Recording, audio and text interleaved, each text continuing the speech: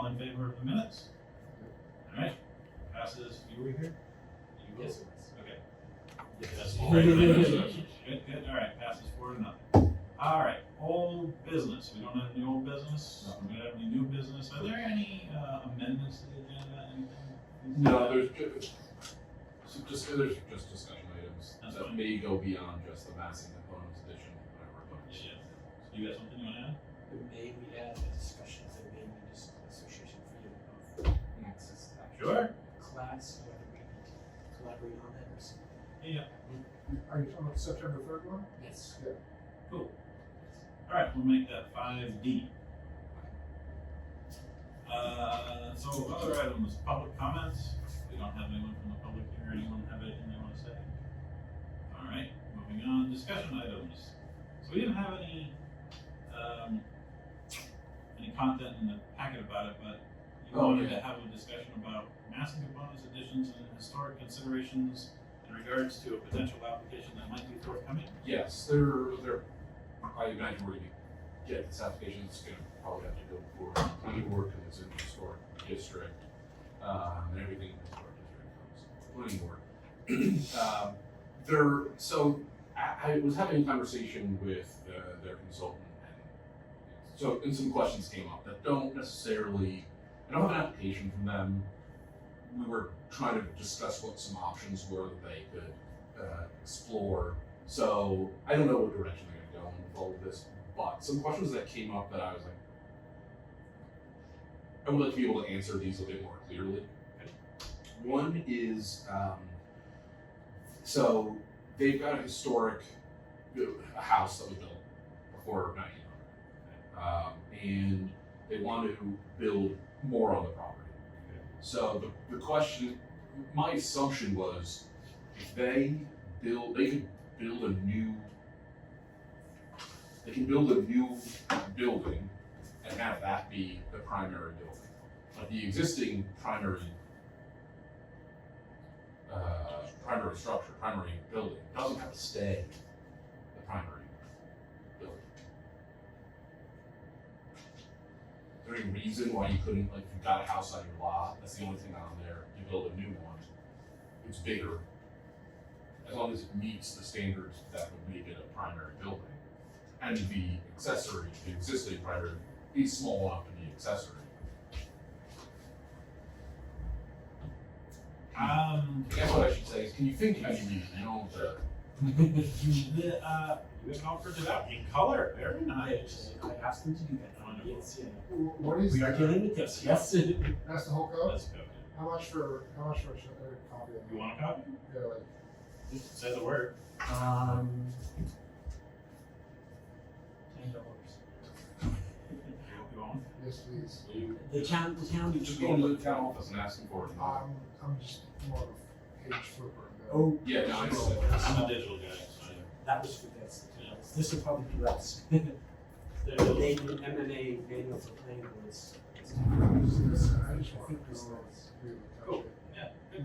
I Yeah. love having these, yeah. You guys seem to have the same thing. So do we have a maximum on square footage on the ADU? No, it's regulated by building type. So I would say you, I'll look it up. But no, you're correct. But it's making me kind of think and question, so I'm doing the devil's advocate thing here. If you want to build another building and call it the primary structure, technically the size of it doesn't necessarily matter, right? Because you could build a small house and a large barn. The barn would still be the accessory. And we don't, barn is maybe a little, we don't have a barn. No, I know, but I We would got to say, put one in, but but like that's a common thing. yeah, Like you could have a barn bigger than your house. sure, yeah, And no. your house would still be considered the primary structure. Yeah. The barn would be the accessory structure. So, but as you were asking the question, my mind went to, well, if they wanted to build a new structure and call it the primary structure, what happens 2 years from now? They come back and say, no, we're going to do it the other way around, and we're going to flip it. We're going to call the old one the primary structure again, and the new one is actually the accessory structure. because now we wanna add on and get more square footage to the big, to that one. And so how many times can you flip flop and decide which ones, and I'm trying to decide in my mind if it technically matters. Yeah, I guess my thinking is just, and I don't think this is true for every district, but if you're allowed to have the maximum size for an accessory building is 30 by 40. Yeah. And you've got a 20 by 20 building, let's just say, existing, nothing else on the property, so that's gonna be your primary kind of by default. Yeah. If you build another 20 by 20, and you say, no, we want this to be the primary, maybe it's 25 by 25, whatever, you want this to be the primary, for whatever reason. Or if they were to build one that is, let's say, 40 by 40, right? So now it's too big to be the accessory, but it's not too big to be the primary. Yeah. That one is, you can say that was the primary, I guess. Can you say that was the primary? So this is the original primary, not the primary anymore. But you can't switch back because this one's too big to be the accessory. You can't switch back. Right. Yeah. So as long as, if they're both 20 by 20, it's like, I guess it doesn't really matter. Right. Unless there's something that distinguishes one that kicks it out of, eligibility as accessory. So the things that did differentiate a primary building from an accessory building would be placement on the lot. Mm-hmm. So, because setbacks are regulated by type of building, Yeah. right? So if it's a primary building, the setbacks are going to be different than if it's an accessory building. We don't regulate number of units, period. Yeah. So it doesn't matter if it has a dwelling unit in it or it doesn't have a dwelling unit in it. That doesn't go into the math of whether it's a primary or an accessory, right? Because you can have dwelling units and accessories. You can have obviously dwelling units and primaries, but the existence of a dwelling unit does not designate one way or the other, right? Yeah. Then it comes down to the size of the structure, because like you said, most primary structures tend to be larger than accessory structures in terms of maximum square footage. In that district, there's no difference in setbacks. There's no difference in There's the the same for primary and accessory, other than the primary has a max. Accessory, The maximum setback. there's a minimum for both. Yeah. There's a max for my primary, and that's the only. That's the only thing. Yeah. But they're different for different districts. Well, wasn't talking about. Yeah, right. And we don't regulate uses by primary or accessory structure. So, as long as the structure that exists on the lot now meets all of the standards for being an accessory structure, there's no reason you couldn't call it an accessory structure and then build it a primary structure. Yeah. But if you build that primary structure in a setback location or of a size greater than what an accessory structure could be considered, you couldn't switch it back. Yeah, so, for instance, in a historic district, residential accessory is limited to one story. Yes. But a primary is not. Two. Yeah. Right. So if the existing structure has two, It's just, yes. you can't say, well, it's not my, it's not. You my cannot call it You an can't- accessory. you can't make Or it. if it exceeds the dimensions. Correct. So as long, I guess it comes down to like, you can't create a non-conforming. Correct. You can't create a legal. Right. If they did it, it would be non-conforming, it would be illegal. No. See Right. that. Yeah. Does the current house have 2 stories? It's like I don't think so. I think it has a upper story that does not count as a story. Because I don't know if the knee wall, where the eave hits the knee wall, it's 2 feet, 3 feet, I don't know. I think our code says if it's over 4 feet, it's a story. Oh, I thought it was 3. Oh, but- 3 feet. So I don't know what that is. It may be a second story, it may not be. But these are the details we have to figure out. But Right. I don't think there's a problem. in concept, In concept, fine. The other question is, if the lot's big enough, just make a virtual lot. that was a thought. As long as you get the frontage for both lots. Yeah, but you can't create a non or non. Okay, that's fun. So that's Oh, you got something? Are you speaking generally, are you allowed to know what property this is? I can't. I mean, I can tell you. Can I tell you after? If you're just curious, because what I prefer is that this not be, Specific to a property. yeah, Okay, yeah. if that's, yeah. No, and that's, I Too many mean, it's a good questions. general rule that unless we're reviewing a specific application with a map and lot number, the conversations we have are basically theoretical. Yeah. I just want to know where the bounds are. Yeah, right. So then the other part of that is if there is a building, they've got a building and let's just say it's the kind of classic Cape structure, and they wanted to add something onto it, build new. Can they build something that then becomes the main building mass? So, Yeah. explain a little bit.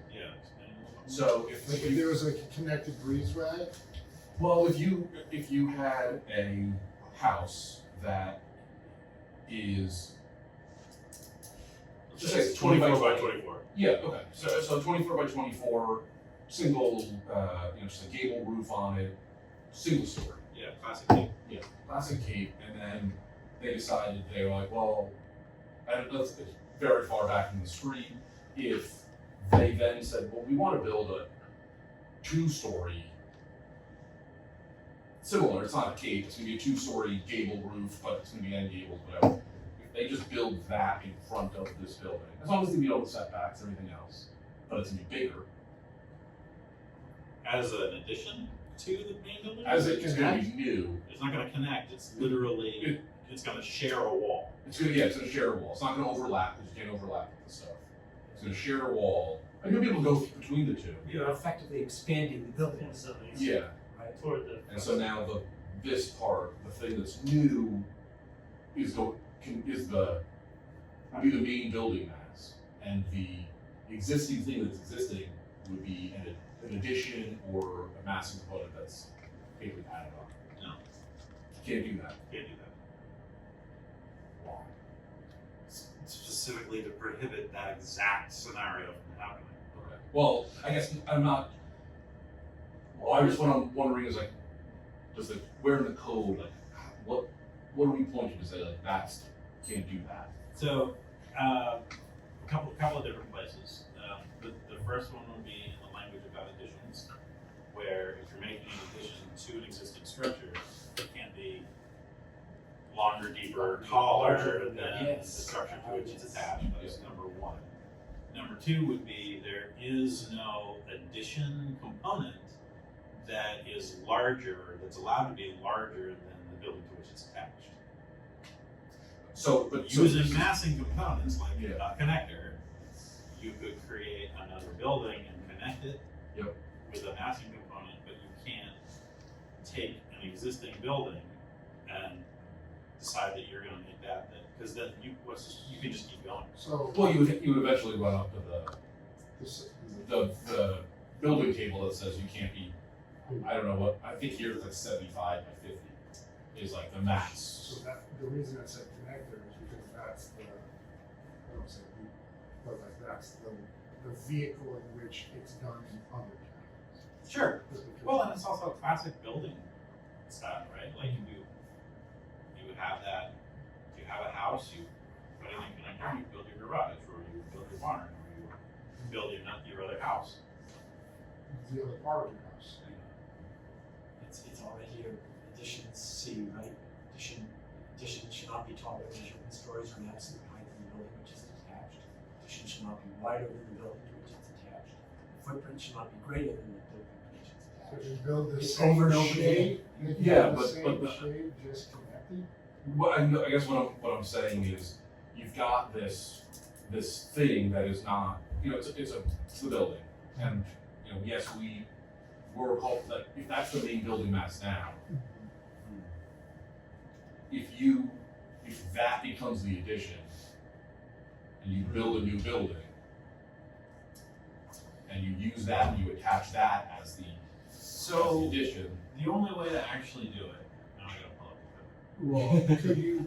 Well, and I'm just spitballing here, could you say it's an attached ADU and not say it's an addition? Well, we don't do ADUs, and so like they both can have dwelling units, and I'm like that would, I don't think that would be the issue.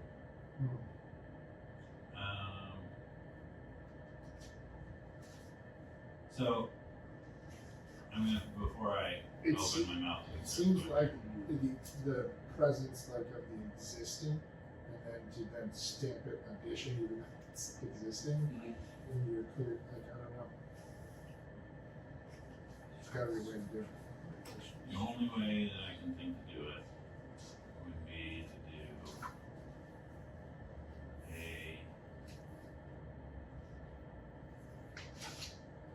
connected farm. Connector. No, a connected farm. So a connected What farm. page are you on? Well, at the moment I'm on 52, but I'm moving down to 53. And her. Yeah. So, yeah, so, so the idea behind a connected farm is that classic New England building style of big house in the front, little house behind, big house added on later, usually as a connector to the barn, right? Big house, little house, back house, barn. There's a book about it. Yeah. And you can, yeah, Big house, little house.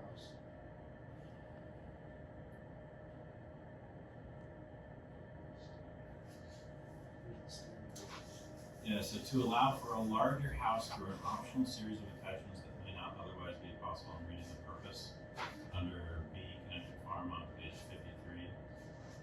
The connected farm is a traditional manner of deploying buildings with an agricultural character so that they assume a predictable series of forms. Is there any way you could go just with board and bathroom inside?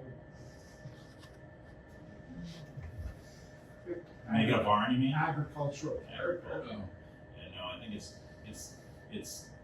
Does he coming need a from hay- that. does he need a it's- hayloft? No, it's just that typical farm house structure. Let me look at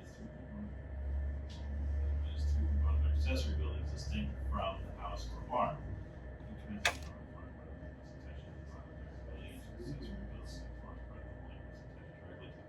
Barn. So there you go. Item E. Each accessory building that forms part of the link must attach directly to the primary building or barn, or domestic components or accessory buildings that are attached to the primary building or barn. No way to locate close to the primary frontage in the primary building with the exception of a barn. The primary entrance to the primary building may be located in the building. So, Building groups permitted by district, historic, Mhm. connected farm. so they could build a 36 by 40 maximum 2-story Where is primary where are building. you saying that? Yeah. At the- Oh, that's Table. connected, yeah, at the very top? Yeah, no, table 4.3. Yeah. Full floor, No, connected with 36 by 30 by 30. so if the existing building, this is how you would do it. If the existing building is meets the definition of a residential accessory building under table 4.3 on page 53, I think, yeah. 30 by 40, 2 stories, Yeah. then you could build a primary building in front of and attached to it that's a maximum of 36 by 48, 2 stories, Mhm. as long as you did it as a connected farm building group. So in this case, you could build the new construction can be bigger than the existing. Because you'd be building the primary building. And, Yeah. and in front of, Maybe attached to, absolutely attached to. Attached to, yeah, yeah, it does say that. not connected, Not connected. not directly like attached. breezeway connected, it would be, Directly attached. and, now it says in front of, is this like next to, it has to be in front of. I'm pretty sure. Solve puzzles. Where do you see the verbiage in front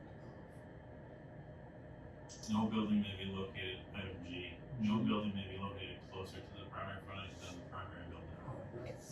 Well, then, With So the that means it exception would be in of the back. wouldn't But they side by be, side isn't closer. no building may be located.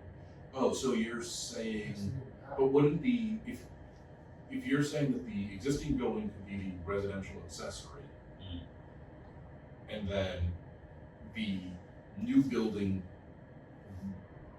wouldn't that be then the primary? The new building would be The primary building? yes. Oh, and, Oh, which and is you're, why you have to okay, build it. so you're saying that, okay, but if it was, so if it was next to but extended in front of, Yeah, if it's offset closer to the frontage, even if it's not in front, is that okay too? Sounds like it couldn't be larger than and set back from the existing. Correct. But it could be, I mean, it doesn't say it has to be forward, it said the Yeah. smaller may be no closer than. Right. I guess technically it could Like just they be a could be foot. side by side with one set closer to the frontage by It's an still, inch yeah. or more, right? The new primary building that you're building will still have to conform to all primary building setbacks for the district. And frontage requirements and all, everything. But yeah, it was really good. They would have a problem if the existing building, if there's no wiggle room, it's already 14 feet from, if that second it's too building close. is so close to the road that you can't build it, then they're done too, right? Yeah. They can't do that. So, okay, I think that's the only way that it'd be possible, because otherwise, it doesn't explicitly say, I think, well, I have to check to be completely 100% sure, but the way the code is designed, if you've got an existing primary building, the way you add onto it is very clear, with components and additions and so on, right? yeah. And there's no path to do this scenario under that normal path. So then, let me just throw this at you. I love it. I just love it. If Touche. Grenade? I Or really just a sniper shot? this is just I'm trying to like, okay, let's We have to make answer sure the there's logic. points here. I've got an empty lot. Yeah. And I build a new building. Yeah. And then I move another building to it. Yep. It's smaller, The new building is smaller, the old building, probably that I'm moving to it, the building you're moving to it is smaller, it's smaller. and And I use that as an addition, that's okay. yes, That- yes. I feel it's easy as. So, if I've got a lot with a house on it, Yes, and I move my house off of it, yes, and I build a new house, Then bring it and then I back. bring the old house back. as long as it conforms to all the standards for primary and accessory structures and setbacks, Yeah, that's, no, or you utilize the connected farm, then yes. that's, That's the way to get around I it. know, Yeah. that's why I'm finding Well, it's the same sort of question on, can I build an accessory structure on a parcel of land without a primary structure? And the answer is yes, if. as long as you also have a permit to build that primary structure. That makes perfect sense, that I get, you can't just permit an accessory building. Correct. Unless it's already primary, or you plan to. Or virtual. That's good. Well, if you have a virtual, you still need to have a primary. That's what I'm saying. It would just morph into a being primary. It could be. I mean, it could be. But I think what you're teasing out is some interesting questions, and maybe we should add some more defining language about what actually makes or classifies a primary building and what classifies an accessory building as such. Yeah, and that's because I find that some of the more interesting, like, oh, we didn't think about that, is when you are like, well, that's really expensive, so no one's gonna do it. Yeah, of course. Because then somebody comes with a bunch of money or finds a cheap way to do it, and you're like, Yeah. hey, well, we just assumed no one was gonna want to spend the money to do that. Right. So that's what I just kind of ignored, like, well, is this practical? Like, no, does the ordinance say this? Right. Okay, well, thank you for entertaining that. You got another one? I think the rest of these should hopefully be a bit more. So in Article 4 for primary entrances, it says one of the under applicability it says it applies to new buildings in any district that contains a permitted buildings table, which historic district does. Yeah. So.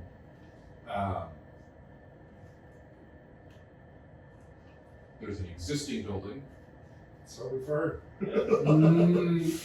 My assumption was that if you're building a new building, or even if you build somehow you have an attack, you're basically building a new addition onto it. Primary entrances have to be on the main building. Yes. So if you're going to be building a new main building, you don't get to keep your primary entrance on the original one, right? You gotta, like, if you were to say, yeah, fine, you managed to get a new main building mass, you gotta put a new door. The front entrance has to be on that. I figured. I just wanted to clarify that my assumption was correct, because, like I said, I don't get to make decisions, so I have to try to guide people with I think so. There's no grandfathering. Wait, of what do you think about Well, I can see the wheels coming. So, what I'm thinking is, I've been spending too much time with different codes. So I want to be sure that I understand that I'm referring to this code and not thinking of something that's in another code.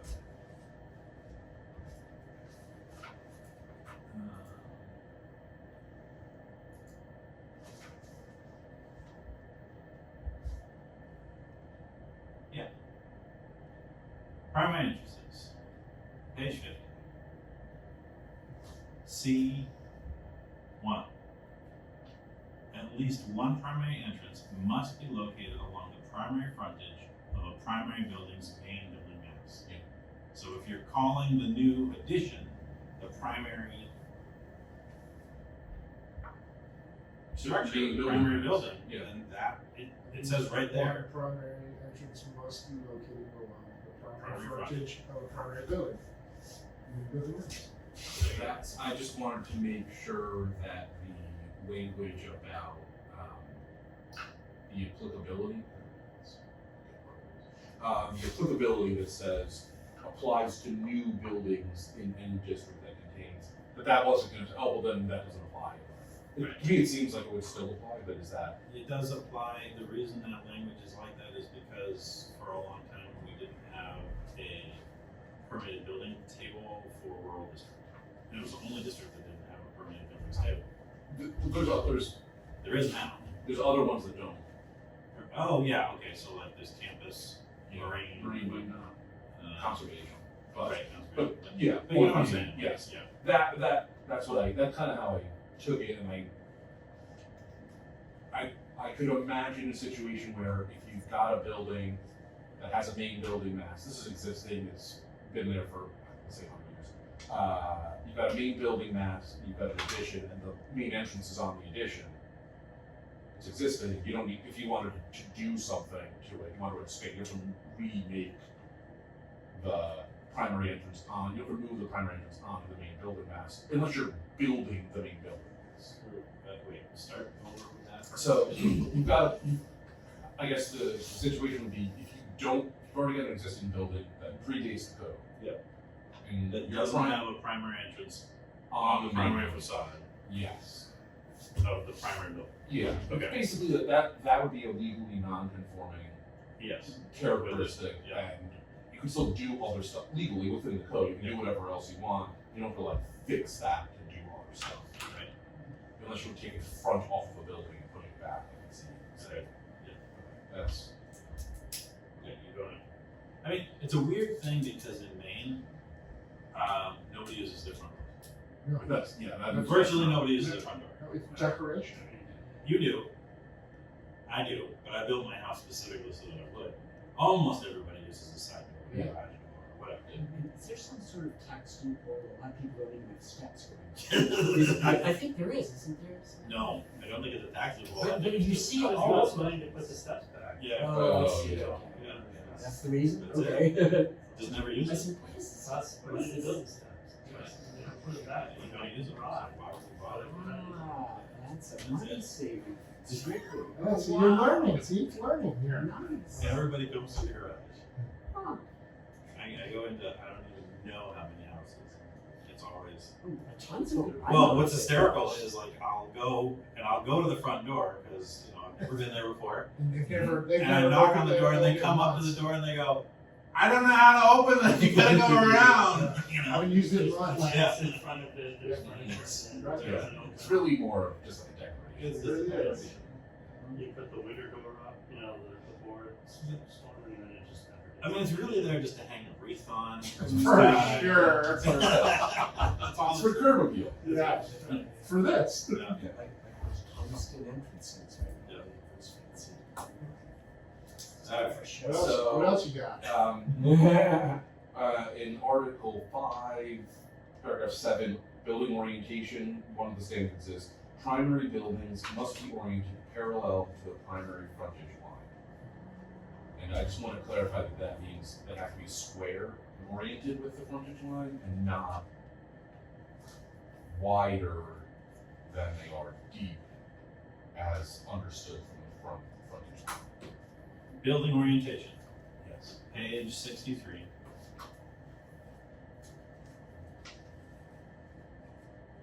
You're talking about item C1, C2. 2. Primary buildings must be oriented parallel to the primary frontage line. Okay. I guess, could you have a gable? That doesn't mean that, Page 63. that, C2. this sort of assumes that it's Eight. orthogonal. The house has corners that are perpendicular, essentially. Yeah. You can't have the house skew relative. That's, to- yeah, Not that it must be wider than it is deep that's what I wanted to relative to show. the street. It's just a matter of parallelism of the wall that faces the Yeah. street. Is that, yeah, so you could have a gable that fronts, like you could have a salt box that fronts, or, cape that has a gable. Gable frontage. face roof. Yeah, totally. That's what I figured, and I just wanted Yeah. to make sure that that wasn't. Yeah, that doesn't have, to me, that doesn't say anything about the orientation of the roof or the Mhm. width or depth of the building. Yeah, It's strictly just, and maybe what I should say is, primary buildings must be oriented such that the primary facade is parallel to the primary frontage. yeah, that, something like that, we're talking about has to be square with the front. And that you want the front of the house to face the street, Right. Yes. not like face the river. Right. If the river happens to. That's that one. Then I got one last issue, Okay. and this is actually from something else that's come up. The definition of commercial accessory building and residential accessory. What page you on? This isn't the definition, so it's 102 and Accessory. 106. So commercial accessory buildings on 102. The second definition. No, I'm looking at the wrong code. Yeah. Oh, you know what? I got an old version of this one too. Wait, no. Oh, yeah, In wait. my version, it's page 96. Oh no, you're even older. I don't know. I'm looking at. I'm sure we're 15. Okay, I've got it now. Accessory dwelling? Commercial Commercial. accessory, the definition is commercial, it's under C, commercial accessory building. Got it. A building that supports or complements a commercial use, not a residential use. And then residential accessory is Um, basically the same, but in kind of reverse. residential accessory. Yes. Yes. Residential accessory building, page 106. Building commercial use. Alright, so, great, what's the question? So I was having this conversation with Kara today. If I have a residential house, my primary building is residential.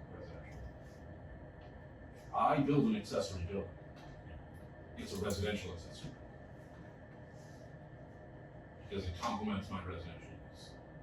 Right, that's how I understand it. But it can't be personal. Can I put a commercial use in it? Okay, well, hold on.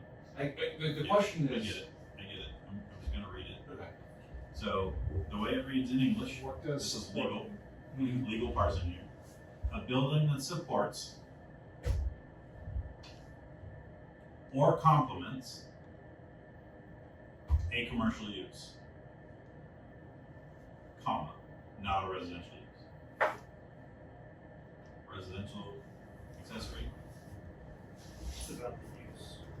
a building occupied by a use that supports or complements a residential use, comma, not a residential use. So, simply building the building does not designate it residential or commercial. The use does. So, if I've got a property that's commercial, and I want to build an accessory building, Yes, put a residential use in it, yes, is that a residential accessory building? Yes. yes, Or that's a residential? It's the use that makes it a residential. yes. Okay. Because when I was reading this, it was like, the name of it, what makes it a residential accessory building is that it's accessory to a residential building. Or the thing that makes it a commercial accessory building is that it's accessory to a commercial No, building. So that's you're using the Which I word don't accessory. Makes sense. Yeah, you're using the word accessory in relationship to the use. In the code, the word accessory relates to the type of building. Right. So whether the building is accessory to a residential building or a commercial building, it's not irrelevant, but it's not what that. It's not the delineator of what the building is intended to be used for. So if I've got a commercial building, Yep. and I want to build an accessory building and put a residential unit in it, Totally fine. it would be a residential accessory building. So it's a residential accessory building is residential because it contains a residential use. Yes. A commercial accessory building is commercial because it contains a commercial use. Yeah. That either is independent or complements an already existing commercial use in another building on property. So Can I have a I house? I don't see that in this definition. So, in Can I build an accessory unit next to my house? Let's say transform my barn into a hair salon? if the use is permitted there. Yes. Oh, that's right. Let's say the This use is is the tattoo shop example. I really right. Yeah. Well, so that one's So if the use is permitted, like. Or whatever use, Right. you know. if the use is permitted, the way I read this is, you're talking about commercial accessory building right now. We're looking at that one. A building that supports or complements. So there isn't a comma there. So it means one or the other. So it's a use that supports a commercial use that's already in effect, or it contains a use that is a commercial use, independent of whether it's complementary to a use that may or may not exist. So you could have a commercial accessory structure, building on your property with no other commercial use. Yeah, you get a commercial accessory building. But you could also have a commercial accessory building that complements an existing commercial use in another building. You could have done that. No, it doesn't. Right. You're still It has calling it. nothing to do with what the other. It really doesn't. Yeah, it really doesn't. Because it's about the use. It's that's what I wanted to But clarify. use allowed in your district. Yeah, exactly. But yes, exactly. So If the use is allowed, that's what classifies it as a commercial or residential. that's what I thought. But I read it the same way you did though, the first time. Residential had to go with residential, commercial had to go with commercial. But this is what It's Tara about and I the do use. for significant amount of time is like, we just, you know, application comes in and So ask me a question or whatever, we'll basically like, oh, well, let's play devil's advocate on this one, Yep. and then. So. That, I mean, there's good reason for that, and if we need to make it clearer, we can, but the idea is, you know, we didn't want to lock it so hard that you couldn't have the hair salon Dog in the barn, groomer. dog grooming, beer brewing, wood shop. Yep. In, Good on in, you guys. Yeah, the comp plan emphasis. exactly, we want to have that, right? Yes. Yes. To encourage that. Yes. Good, that answers my question. A lot of this is like, no, that doesn't make sense. I think that it means what I think it means, Mhm. and I want to ask you and see like, because sometimes when we go off on down a rabbit hole, it's like reality starts to Unravel. Yeah. To put this in simplified terms, can we say, so there's the residential district, these district definitions and building definitions, and they're not directly. Say that again? You have the districts, the various defined districts, and you have the building definitions, and they're not directly correlated. You can have a commercial use, you can have a commercial accessory building in a residential district, or vice versa. but because we don't have residential Am I not districts, speaking but clearly? You are correct, but let me just double check something. There's a residential Isn't that the district. fundamental core of this question? if I Because think we're it's trying to get to the, I'm trying to make a bumper sticker simplification. So I think we don't have a residential district. that's That's what we don't have commercial and residential districts. but I so We have rural. Okay, if what you have you're village saying is- residential, highway, commercial, if the use is Right. allowed in that But there district. are commercial uses Yeah. in all the. in all the districts there are commercial We uses. have no Yeah. district that is only. Strictly residential. residential. I see what you mean. I Yeah, love yeah. that. Yeah, I And got that you. was one of the conversations we had last week, is like, people think, you know, this is zone commercial, this is zone residential. Yeah. I'm That's sorry. not what it is. I was not distinguishing. Yeah. In Newcastle. In Newcastle. Yeah, That's not what it is. So- I love that. Yes, The way to clear this up is to alter the permitted buildings tables in all of the districts. And, make it just say accessory building Yeah. instead of residential accessory or commercial accessory. Ah, And yes. in the districts like, page 16, where we've got neighborhood business, where we have both residential accessory and commercial accessory buildings, or even better yet, hold on, go look at, what, D5? Yeah, D5, look at D5 on page 20, Town center. village business, D5, village business, page 20. We've got a residential accessory, a commercial accessory building. The residential accessory building can be 30 by 40 and 2 stories. The commercial accessory is only 30 by 30 and 1 story, but first floor is 16 feet as opposed to 10 feet on the first floor of the. So I think what we should do is collapse to a single accessory building. And then in a district like this, where we have different standards, up here where it says standards, where that, well, yeah, under building standards, we make a note that says accessory buildings that contain commercial use follow these, have these. That's I think that when we've talked about this, and I guess I haven't quite gotten there, 'cause I'm still working on the definitions and everything else, which I've made some progress on. I think with the building types, there may be implied uses, like you may call something a house, but the physical standards for it are totally separate from what use you put in. I mean, more or less. We might say here's what uses you can put in there, but I think there should be building types. Like you can build a house. It's like, oh, you want to put a barber shop in there? That's fine. It's as long as it's allowed in that district. So like, the uses and the building types are separate. Here, I think it gets a little bit confusing because what we call a residential accessory, it's kind of like, oh, well, if you put a residential use in it, you can make it a little bit bigger. Is whether it is here compared to if you put a commercial use in it, it can work 30 by 30, or if you put a residential, it can be 30 by 40. This is why I had to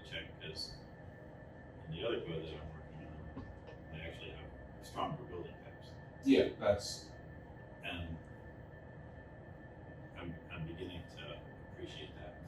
right, That system a lot more than this system. yeah. This system is a little wackadoo. That system's easier to understand because you've just got a whole bunch of different building types. And one of the things that I'm really interested in doing, I think I've had this conversation with you before, is you think about uses, generally they're applied to districts, right? I've always thought that's too broad. Instead, I'd love to have a system where uses are classified by these are the uses. Here's the short list of uses that can occur anywhere in the district, and then here are the uses that can occur by strong building type within that district. Strong building type is a building type that's more clearly defined. More clearly defined, yeah.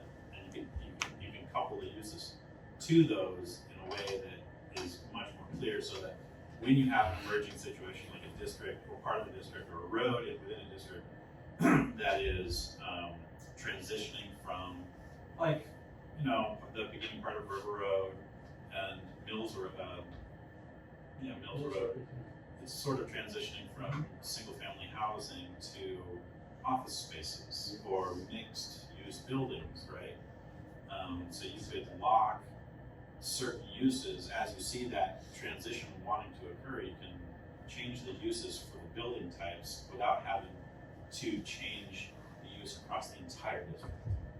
So you'd have much more fine grained and flexible control on setting what can work in the district. Assuming the building type only exists in that place. Well, I mean, I say strong building type, but they're really generic. Right, I just imagine how, like, we want to allow this use in that building type because that only in this stretch of the road, since that building type doesn't exist for that road. Because I'm just kind of thinking about it that the district would have maybe 20 uses that you can do in that district. And maybe there's another 40 or something to do in that district, doesn't matter. Yeah. And then when you, depending on the building that you build, you might not be able to put certain uses in certain buildings. So you would have, I don't know, I can't think of, like, you would have a shorter list of uses that you can put in this specific kind of building. So it's like, yeah, you can build a fabrication building in this district, and you can put fabrication uses in it. And fabrication uses are allowed in the district. So if you just bought an undeveloped piece of land, you're like, yeah, I can put a fabrication use here. Yeah, I figured what kind of building I put it in. But so you build your fabrication, you basically are saying you can't put a residential use in fabrication. I'm just making that up. You can't say you can't put a residential use in a fabrication building. So while residential is also allowed in that district, and maybe you can do it on that lot, but you can't do it in that building. So here my classic example and what got me on this road to thinking this is mixed use buildings, because mixed use buildings are a bit of a problem. They can have different expressions in different districts, not just size and scale, but types of uses as well. And when you combine those two, it's hard to say a single mixed-use building of a certain size is either allowed or not allowed in a district. Well, that's not really accurate, because you in like a more residential kind of neighborhood, you could still have mixed-use buildings, but the size and scale is smaller, and the types of uses that might occur in them are different than the uses that might occur in, say, the highway district in a mixed-use building that's much larger, right? Different. And so if you just say mixed-use building, Right. and lock the uses to the district, you're denying people the ability to create some things that actually already exist in those smaller mixed-use building types in districts that aren't necessarily commercial, as we've thought about it in the past. Does that make sense? And so that's what kind of got me on the whole thought train of we could actually closely couple certain uses to certain building types. Another great one is Barn. Barn is a hard one. What's a barn? We haven't defined it. What's a warehouse? What? Better yet, what is an inn? We could talk for a couple hours about what an inn is, but you can't get around the fact that the building type of an inn, which is classic and everybody understands that's an inn, is strongly coupled to the use. You can't separate the two.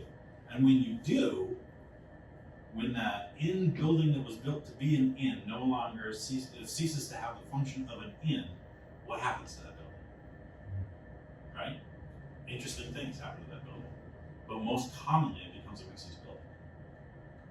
Dentist office with residential stores, classic. Classic. Anyway, It's so over, yeah, it's awesome. Yeah. And I think that's a good thing to be thinking about, because then it starts to make reuse of buildings much easier to have that conversation. absolutely. Right. We already know. Well, Yeah. this kind of building, what uses can you put in here? Here's the list of things you can put in there. Right. In the building. Yeah. In the district. Right. But see, inn can mean different things in different places. We've got an inn just down the road here, right? Newcastle Inn. That's an inn, but technically it's a house. Right? But I don't know how many rooms they got, like 6 rooms or something like that. It's technically a B&B, right? I don't know. I imagine that it's a. Is there a definition of inn? I don't think. They're probably It good. doesn't say whether it's an inn or a bed and breakfast. What makes it an inn? Don't you love this? We don't have inns. We don't have inns. We just started out. No inns. We don't have houses either for that matter. Hotel, hospital. There's no- Structures. there's no- We have a use called an inn. Yeah. We have no definition. Right. Bed and breakfast. There is a B&B in there? No, we don't have an inn. Sorry, no, I'm wrong. We don't. I was thinking of the other code. Right, we've got bed and breakfast, dormitory, mobile park residence, rooming house, first one. Hotel, hostel. Yeah. Anyway, that's neither here nor there, but I think it's something to think about as we go forward and we start to think about how to adjust building types to more accurately reflect reality on the ground and what, how people think about buildings and uses than what we've got going on. I also, from just a practicality, like administrative, if someone comes in and says, I don't know what I want to do with it, but I got this lot and I want to build this on it. And you go like, all right, well, is it, which building type is it? Oh, it's this. Yeah, that's allowed there. You can go ahead and do it. When you figure out what you want to do with it, come back and we'll Right. permit you for the use, but you got these uses. Just know you can't put fabrication shop in this building type of building. But that building type, and this is the other thing that annoys me, is you may have a building type that's allowed in a district, allowed in 2 different districts. Let's say the same building type is allowed in like an industrial or a fabrication district, and that same building type is allowed in another district. It doesn't matter what that district is, right? But the use, because of the impact of the use, you may want to allow it in one district and not allow it in another district. But to do it district-wide is too broad. So if you walk into the building type, then you can say, look, this impactful use in this district, in the fabrication district, is absolutely acceptable. That's where we want that use in that building type. But if you have a similar building type in a different district, the use is too impactful for the neighbors. This is classic, Euclidean zoning, right? Yeah. You don't want to have smokestacks in residential neighborhoods, right? I think that's, if that, having good, clean building types gets you closer to the pure form-based stuff. But by tying uses, you can still have uses by district, and you tie uses to buildings. But by saying, like, you don't need to tell us what use you're putting in the building before you build it. Right. Or there's also a bunch of uses that you can put in a building, even if it's already built. Makes it allows us to like focus more on the building and the form rather than the use, because there are plenty of uses of like, we don't care what's going on inside the building. We just care like you're not bothering anybody outside that it doesn't look like you're building. Well, Especially when you're downtown, right? That's the, well, yeah, that's how codes that are based on impacts function. I mean, it's just a bunch of performance standards about the impact on the joint adjacent lots. Yeah. We would just do that same, bring that same thinking, but we'd wrap it in a building type / use discussion. I think it offers the community the ability to more finely grain say, look, in my district, which is in my neighborhood, I'm fine with having this, and this building type, but I don't want these uses. Right? They can say that. or you can say, I don't mind these uses, but I want it to look like a house. Right. Do whatever you want, just make it look like a house. Right. You can go either way. You can go either way with it. Much more flexible. Anyway, okay. That's all. This conversation is going longer than I thought it would. What else have we got? But interesting. Yeah, very interesting. Good stuff. All right. Anything for the planner's report? No, I got nothing right now. I'm working on the, I've been working on the definitions for like lots and stuff like that. There's some things that I want to add in, so it's to clear up some of the stuff that we're talking about here. And I've been also doing kind of visuals that go with it. Nice. This really helps. Really so. I like the stuff that gives more about frontage. Yes, exactly. Exactly, to make sure that that's very clear, and we can have conversations about like whether or not you want to allow houses to face the water rather than the street or whatever. But I'm just trying to get the definitions nailed down, and then if you want to, then we can have the conversation of like, well, what should we allow? What should we allow? And then there's some other admin stuff. We're gonna update the fee schedule. If we get on the select board agenda for Monday. Just a minor tweak to that, to make the front counter, anybody who's running the front counter, their lives easy. Basically, all applications will be $30, except for subdivisions, it's still $300. And then the permit fees are going to be still how they are. Is it a revision of what you already put forward? Yeah, it's a basically we're just taking $30 off the permit fees and saying, when you apply, $30, so that way, if you're turning in an application, Michelle, they don't have to say, what's this for? Let me look. Just, okay, it's $30. Give me $30. Thanks for your application. See you all. Okay. That's it. That's it. I'm sure there's other stuff. And are you thinking those changes are going to go on the fall special town meeting? The fee schedule changes? No, Or, the definition changes. I'd like to. I really want to. I'm kind of making a push in both towns to like get some stuff done before the end of the year. So we'll see. We'll see with the definition and stuff. I don't think that special town meeting is going to say. No, I don't think so. That's, It's going to have to be said. yeah. So I think we have to set it no later than the middle of September. To get it. Basically, some form of Yeah, I don't. Because they, I asked them, don't you need this by? Yes. Okay. All right. 5D. Oh, yeah. Yes. Take over. Well, the Maine Municipal Association has advertised this Freedom of Understanding the Freedom of Access Act Zoom class that is qualifies as official training for FOA, which pair the local planning board meeting. We know from LD 18-29 we're required to take. Yes. So there's one happening on September 3rd. Should we sign up for it, or do we want to, as we discussed, collaborate on having someone come in and do it? I think there's 3 of us who qualify. So there's a couple things. One is- Required to take it. Yeah, FOA training has been required for planning board members for, not ever, but for a long time. That's not new. There are some MMA, like planning board, appeals board training that included FOA training.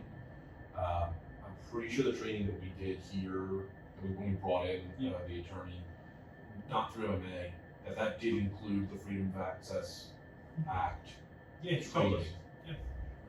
training. The MMA training that Mike just did, that was planning board training, they apparently specifically said Yes, they this is not specifically said it follow. does not qualify. So- Yes, yes. So which I guess you just did the MMA training as well, right? Yeah, Probably the same one. yeah, Did you go in person? Did you both go in person? Scott? I did too. You did. Did Zoom, yeah, Scott and I were at the. We were the same one, okay. So there's a couple things. One is, I guess you still need to take the FOA training, which I think is not as long or as intense. The Zoom class is like an hour and a half. Yeah. So if you want to take that, please. Gotten this email. Did you try signing up for it? I did not, because I wanted to wait and see if, oh no, we'll have somebody come in and do it for us. So I think- I didn't want to have a No charge, Yeah. have a charge be made and then have to rescind it. Yeah. I don't. I- I can check with Kevin. I'm not sure that we have in the budget now this year for training. No, they stripped it out. Yeah. I It's think like $40. I think that we could probably squeeze out $40 for anybody who wants. Needs I'm help. happy to pay it, No, you don't pay it. Yeah. Town pays it. Yeah. You do not pay it. Okay, never mind, Yeah. I'm absolutely not happy. So It's for this job. I imagine you've done well. You took the training we did here. I did the one here and I did the one more recently. I was getting an email. Okay. Oh yeah. Like, no, here's your certificate. Pretty much my time. That's what I picked up was. So there's two things. I know Mike and Tyler. You definitely need to do photo training. So go. And Scott I does think too. it's a And Scott, I'm sure yeah, does, it's yeah. three of us. So the thing that I'm not that I on top of this, what I need to find out is with that 1829 or whatever it is, LD thing. 18-29, Planning board members, when you get appointed, you have to take, you have to do some kind of planning board training, I assume in addition to FOA. But it also says current members need to take planning board training. Now, what I don't know is that if you're on the planning board now and you've already taken planning board training, does that count? They're doing rulemaking, it should be out, by the end of the year, we'll know.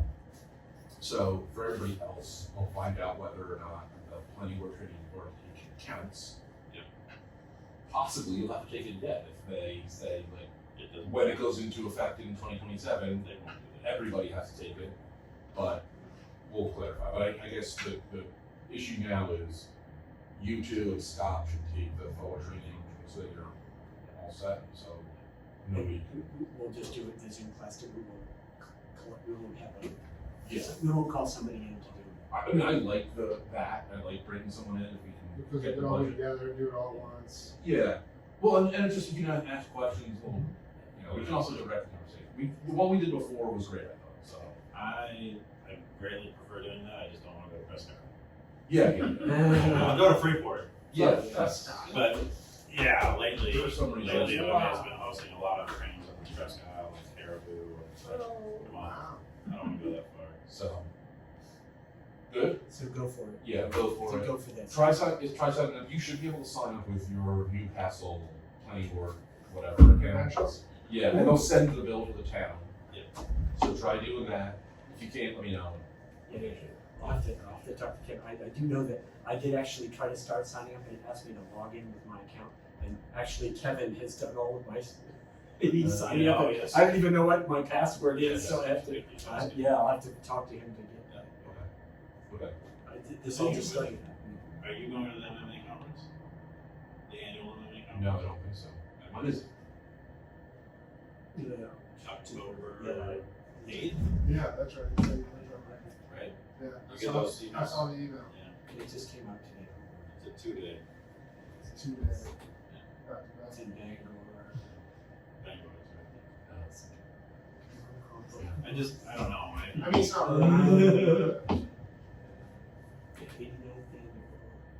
No, I am October 8th. planning on going to the Northern New England chapter of APA conference. Oh, It's in okay. Portland in November 3rd, 4th, 5th. Anyways, That's it's the Northern New England chapter of American Planning Association. NIASCA.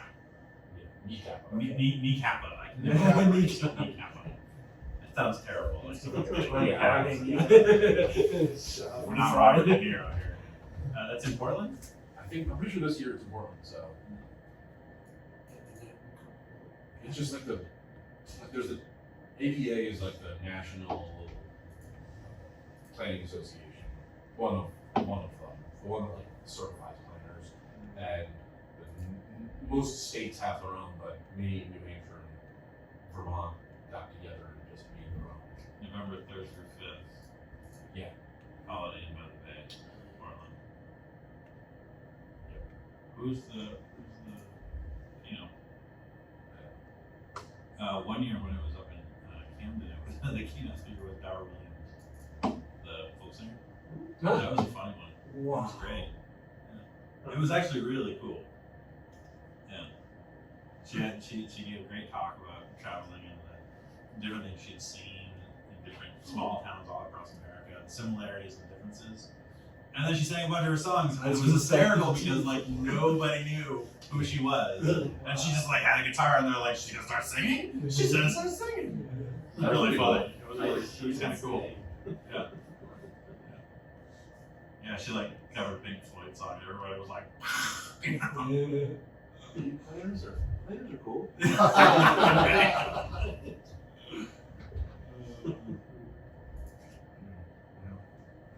all right, cool. I think we're good. All right. No other business. Without objection, meeting adjourned 7:55.